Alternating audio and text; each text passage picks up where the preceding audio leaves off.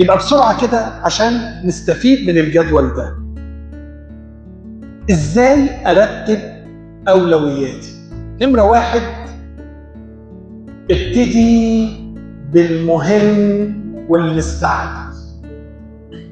بعد كده المهم ومش مستعجل.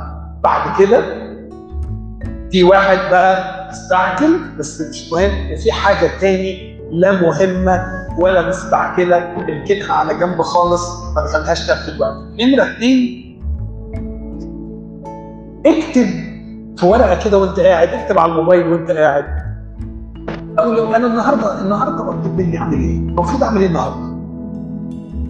اكتب الحاجات اللي مطلوبة منك وبعد كده رتبها. قول دي أنا هبتدي بيها، دي بعد كده تبقى نمرة 2، دي نمرة 3، دي نمرة 4. أي وقت تاني بقى أنا خلصت الحاجات اللي عليا، يبقى أنا بعد كده عندي وقت كبير براحتي أقدر أستمتع فيه، أقدر أمسك الموبايل براحتي، أخرج مع أصحابي، ألعب، أنام، أعمل أي حاجة.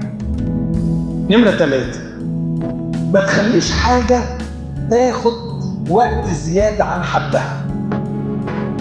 يعني أنت مثلا هتاكل، حلو، مهم إنك تاكل، بس في واحد يقعد ياكل يقعد له ساعتين ياكل. يعني أصل أنا ما أعرفش آكل غير بمزاج. طب ما أنت قعدت وقت طويل قوي، كان الوقت ده لو أنت مثلا عندك مذاكرة، طب ما كان الوقت ده داخل من وقت المذاكرة.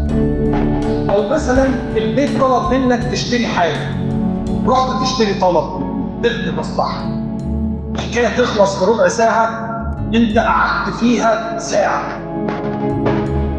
أنا دخلت واحد صاحبك واتمشيت معاه شوية، رحت تقابل مجموعة تاني قعدت ترغي معاهم ورجعت، ما قضيتش الوقت الحاجة اللي مطلوبة منك في الوقت بتاعها. حد تاني ممكن مكالمة تليفون تاخد مني ساعة ونص، أنا معرفش إزاي. معرفش يعني إيه واحد ممكن يفضل ماسك التليفون كده ساعة ونص بيتكلم، مش بيصدع، مش بتوجعه.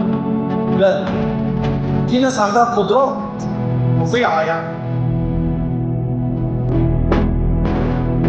آخر حاجة، صلي إن ربنا يرشدك عشان تبقى حكيم في ترتيب أولوياتك، تعرف ترتب يوم.